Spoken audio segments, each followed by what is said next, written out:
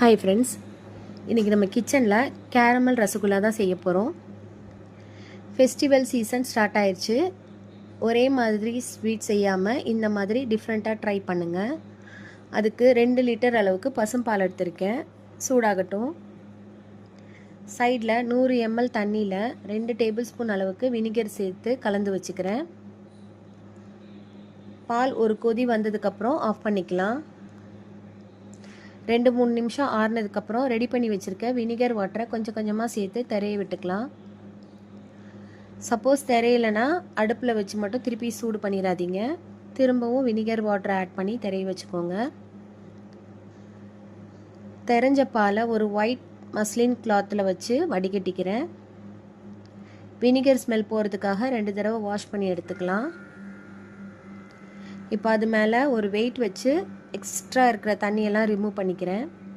ரொம்பவும் ட்ரை ஆகிடக்கூடாது, கொஞ்சம் ஈரம் இருக்கிற மாதிரி பார்த்துக்கோங்க.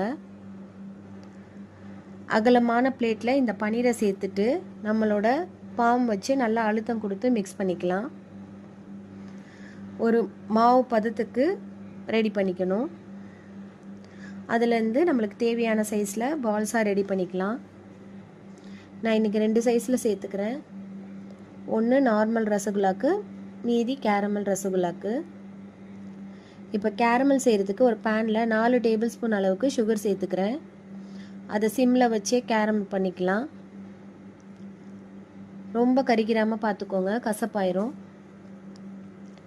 கேரமல் ஆனதுக்கப்புறம் அதில் 100 ml அளவுக்கு தண்ணி சேர்த்து நல்லா கரையை விட்டுக்கலாம்.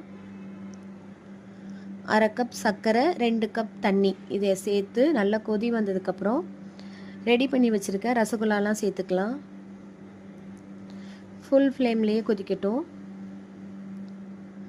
10 மினிட்ஸ்க்கு அப்புறம் நம்ம சேர்த்த ரசகுல்லாலாம் சைஸ் டபுள் ஆகிருக்கும். இன்னும் ஒரு 5 மினிட்ஸ் இருந்தால் ரசகுல்லா ரெடி ஆயிரும். எனக்கு இன்னும் கொஞ்சம் கலர் வேணுன்றதுக்காக 2 டேபிள் ஸ்பூன் அளவுக்கு ப்ரௌன் சுகர் ஆட் பண்ணேன். கலரும் ஃப்ளேவரும் சூப்பராக இருந்துச்சு. இதோட டேஸ்ட் ரசகுல்லா ப்ளஸ் குலாப் ஜாமுன் இது ரெண்டையும் மிக்ஸ் பண்ணி சாப்பிட்டா எப்படி இருக்குமோ அந்த மாதிரி தான் இருக்கும். நான் ஒரு ரசகுல்லாவை எடுத்து ப்ரெஸ் பண்ணி காட்டுறேன். எவ்வளோ ஜூஸியாக இருக்குது பாருங்கள். கட் பண்ணி பார்க்கலாம். போர்ஸ்லாம் நல்லா வந்திருக்கு. இதுதான் பர்ஃபெக்டான கேரமல் ரசகுல்லா. நீங்களும் ட்ரை பண்ணி பாருங்கள். இப்போ நம்மளோட கேரமல் ரசகுல்லாவை சாப்பிட்டு என்ஜாய் பண்ணலாம்.